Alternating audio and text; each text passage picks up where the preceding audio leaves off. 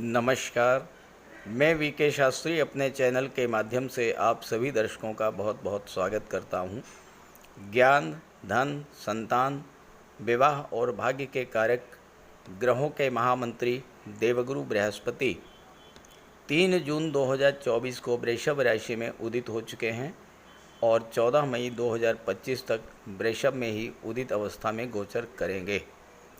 गुरु का उदित होना मेष से मीन राशि के जातकों के लिए परम सौभाग्य का पल है, क्योंकि पिछले 1 वर्ष से गुरु लगातार पीड़ित अवस्था में ही गोचर कर रहे थे और अपना कोई शुभ फल नहीं दे पा रहे थे।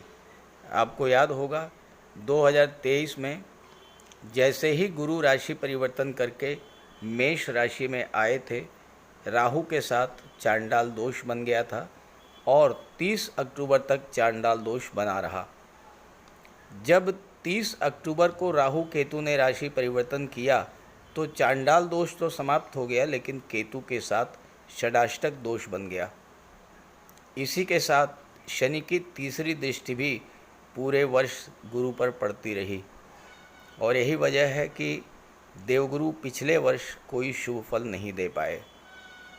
1 मई को जैसे ही गुरु वृषभ में आए तो शनि की तीसरी दृष्टि भी हट गई और केतु का षडाष्टक दोष भी समाप्त हो गया, लेकिन आते ही गुरु अस्त हो गए और 3 जून को उदित हुए हैं। गुरु का उदित होकर वृषभ में गोचर करना आने वाले 1 वर्ष तक 14 मई 2025 तक हम सभी को अत्यंत शुभ फल देने वाला होगा। तो आज के इस वीडियो में हम बात करेंगे मिथुन राशि के जातकों पर गुरु के उदित होने का क्या प्रभाव पड़ेगा। ये विश्लेषण आपकी चंद्र राशि के आधार पर किया जा रहा है और वीडियो के अंत में मैं आपको देवगुरु के उपाय भी बताऊंगा। तो ये है मिथुन राशि के जातकों की कुंडली। देवगुरु का गोचर कुंडली के 12वें भाव में है। यहाँ पर देवगुरु सप्तम भाव और दशम भाव के स्वामी होकर के कुंडली के 12वें भाव में गोचर कर रहे हैं और गुरु की दृष्टि कुंडली के 4थे भाव, 6ठे भाव और 8वें भाव पर पड़ रही है। देवगुरु की दृष्टि में अमृत होता है। देवगुरु की दृष्टि जिस भाव पर पड़ती है उस भाव से संबंधित फलों के प्रभाव में वृद्धि होती है, उस भाव का विस्तार होता है। और देवगुरु की एक विशेषता है कि जिस भाव में गोचर करते हैं उस भाव को कमज़ोर करते हैं। तो यहाँ पर 12वें भाव में गोचर कर रहे हैं तो 12वें भाव को तो कमज़ोर करेंगे, लेकिन 4थे भाव, 6ठे भाव, 7वें भाव, 10वें भाव और 8वें भाव को बहुत अधिक मजबूत करेंगे। अब देखिए, अभी तो वर्तमान में 3 जून से देवगुरु 12वें भाव में उदित हो रहे हैं, लेकिन इसके पहले की जो स्थिति थी, पिछले वर्ष देवगुरु का गोचर लाभ के भाव में था और जैसे ही देवगुरु मेष राशि में आए थे तो राहु के साथ चांडाल दोष बन गया। राहु के चांडाल दोष बनने का प्रभाव ये हुआ कि आपकी आर्थिक स्थिति धीरे धीरे खराब होती चली गई। 12वें भाव 10वें भाव के स्वामी होकर के 11वें में गोचर कर रहे थे तो आपके कार्य क्षेत्र में भी तरह तरह की समस्याएं आई, कार्यों में बाधा आई, कार्यों में रुकावट आई, कैरियर को लेकर लगातार अप डाउन की स्थिति बनी रही और इसका प्रभाव ये हुआ कि आपकी आर्थिक स्थिति बहुत ज़्यादा ख़राब हो गई। इसके बाद 30 अक्टूबर को राहु दशम भाव में आ गए और गुरु राशि पर गुरु 11वें भाव में ही रहे। केतु आपके कुंडली के 4थे भाव में आ गए तो केतु गुरु का षडाष्टक दोष बन गया, जो कि 1 मई तक लगातार जारी रहा। 1 मई को जब गुरु राशि परिवर्तन करके 12वें में आए तो षडाष्टक दोष समाप्त हो गया, लेकिन गुरु अस्त हो गए। अब जाकर के 3 जून को गुरु उदित हुए हैं। तो आइए समझते हैं कि अब गुरु का शुभ फल क्या आपको मिलेगा। देवगुरु उदित होने के बाद 3 जून के बाद पहला काम यही करेंगे कि आपके 12वें भाव को कमज़ोर करेंगे। जब 12वां भाव कमज़ोर होगा तो 12वां भाव खर्चों का होता है। आपके जो खर्चे बढ़े हुए थे, फालतू की चीज़ों पे जो आपका धन खर्च हो रहा था, वो खर्च होना बंद हो जाएगा और अब आपकी बचत होनी शुरू हो जाएगी।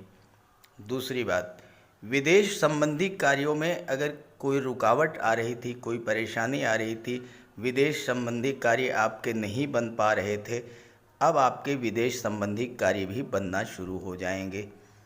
कुछ जातकों के साथ कोई कोर्ट कचहरी का या कोई शत्रुता का मैटर था, वो समस्या भी सॉल्व होगी। स्वास्थ्य अगर आपका खराब हुआ था तो स्वास्थ्य में भी आपको सुधार देखने को मिलेगा। देवगुरु दशम के स्वामी हैं। दशम भाव आपका कैरियर होता है। कैरियर को लेकर के जो उठा पटक की स्थिति बनी हुई थी, जो अप डाउन्स देखने को मिल रहे थे, वो समाप्त होगा। कैरियर स्टेबिलिटी देखने को मिलेगी, स्थायित्व तो आएगा आपके कैरियर में और आप एक नए विज़न के साथ अपने कैरियर का विस्तार करेंगे। क्योंकि यहाँ पर राहु हैं, राहु बहुत मजबूत स्थिति में हैं, गुरु की राशि में गोचर कर रहे हैं और राहु का प्रभाव ये होगा कि ये आपके कार्य क्षेत्र का विस्तार करेंगे। लेकिन ध्यान रहे, गुरु की दृष्टि 8वें भाव पर पड़ रही है। 8वां भाव क्या होता है? 8वां भाव गुप्त विद्याओं का होता है, गुप्त रहस्यों का होता है। तो राहु क्या है? राहु सीक्रेसी के कारक हैं, गोपनीयता के कारक हैं। आप अपने कार्य क्षेत्र का विस्तार कीजिए, राहु इसमें आपकी मदद करेंगे। राहु इस समय बहुत अच्छी स्थिति में हैं, अंश बल से भी मजबूत हैं, केंद्र के भाव में हैं, गुरु की राशि में हैं, तो आपके लिए बहुत अच्छा फल प्रदान करेंगे। कार्य क्षेत्र का विस्तार कीजिए, लेकिन ध्यान रहे आपके मन में क्या चल रहा है, अपने करियर को लेकर, अपने बिजनेस को लेकर के क्या प्लानिंग कर रहे हैं आप, ये भूल करके भी किसी को शेयर मत कीजिएगा। पूरी गोपनीयता के साथ, पूरी सीक्रेसी के साथ आप अपना कार्य कीजिए और उसके बाद जब कार्य सिद्ध हो जाए फिर आप किसी को भी बताइए, उसके पहले शेयर मत कीजिए। देवगुरु कुंडली के 4थे भाव पर दृष्टि डालेंगे। अब किसी कारणवश अगर आपके परिवार में कोई तनाव की स्थितियां बनी हुई थीं, माता का स्वास्थ्य खराब हो रहा था, या आप राजनीति में थे और आपको पब्लिक सपोर्ट नहीं मिल रहा था, तो इस समय आपको पब्लिक सपोर्ट मिलेगा। पिछले समय में आपको मित्रों के द्वारा, अपने रिलेटिव्स के द्वारा किसी तरह का कोई आपके साथ धोखाधड़ी की गई, आपके साथ चीटिंग की गई, वो समस्याएं समाप्त होंगी। आपको बहुत अच्छे मित्र मिलेंगे और ख़ास करके जो लोग रियल इस्टेट से जुड़े हुए हैं और मिथुन राशि के जातक हैं, उनके लिए ये समय बहुत अच्छा रहेगा। रियल इस्टेट से बहुत अच्छा पैसा मिलेगा, क्योंकि 8वें भाव पर दृष्टि है। तो जो लोग ऑटोमोबाइल्स के क्षेत्र से जुड़े हैं, जो लोग ट्रांसपोर्ट टूरिज़्म के क्षेत्र से जुड़े हुए हैं, जो लोग स्क्रैप का बिजनेस करते हैं, जो लोग केमिकल प्रोडक्ट्स या मेडिसिन के क्षेत्र से जुड़े हैं, ऐसे जातकों के लिए भी गुरु बहुत अच्छी लाभ की स्थितियां लाएंगे और साथ ही साथ विदेश जाने का भी अवसर मिलेगा।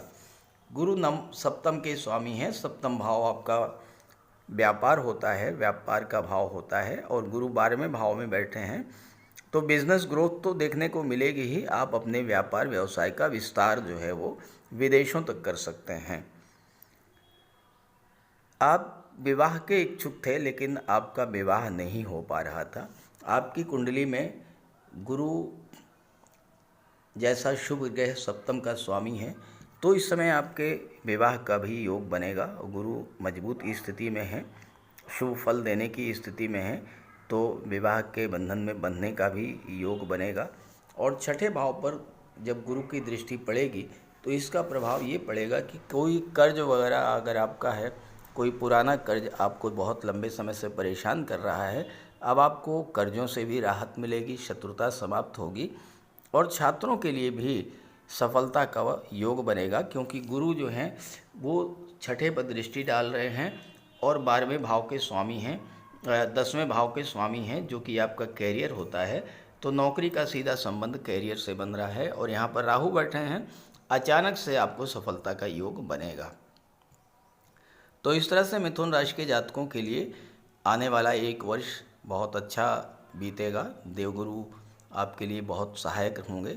लेकिन ध्यान रहे कि गुरु 12वें भाव में है। 12वां भाव धर्म, अध्यात्म, मोक्ष का होता है। गुरु धर्म और सत्कर्म के कारक हैं। आप जितना अधिक धर्म अध्यात्म से जुड़ेंगे, जितना अधिक दान पुण्य चैरिटी करेंगे, जितना अधिक गरीबों की सेवा करेंगे, उतना ही ज़्यादा आपको इस गोचर का लाभ मिलेगा। और साथ ही साथ गुरु का उपाय भी करते रहिएगा। तो बात करते हैं उपायों पर। कुंडली में देवगुरु बृहस्पति का बहुत ही महत्वपूर्ण स्थान है, क्योंकि देवगुरु कुंडली के पंचम और नवम भाव के कारक होते हैं। पंचम भाव से संतान का विचार किया जाता है, शिक्षा का विचार किया जाता है, और नवम भाव से भाग्य का विचार किया जाता है। गुरु ग्रह भाग्य के लिए जिम्मेदार माने जाते हैं, और किसी भी कार्य की सफलता के लिए देवगुरु का मजबूत होना बहुत ज़रूरी है। जब कुंडली में देवगुरु मजबूत होते हैं तो भाग्य का साथ मिलता है। जिस काम में हाथ डालते हैं वो सफल होता है। विवाह समय से होता है। शिक्षा अच्छी मिलती है। गुरु की कृपा रहती है। धन की प्राप्ति होती है। तो देवगुरु के लिए कुछ उपाय बताने जा रहा हूँ। उपाय ज़रूर कीजिएगा। अगर आपकी जन्म कुंडली में गुरु कमज़ोर स्थिति में है तो आपको गुरुवार का व्रत करना चाहिए। स्नान करते समय जल में आधा चम्मच हल्दी डालकर स्नान करें। स्नान के बाद पीले रंग के वस्त्र धारण करें और साथ ही साथ केसर या हल्दी का तिलक लगाएं।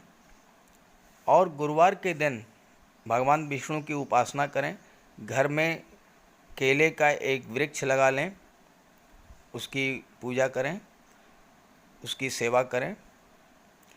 भोजन में चने के बेसन, चीनी और घी से बने लड्डू का सेवन करें।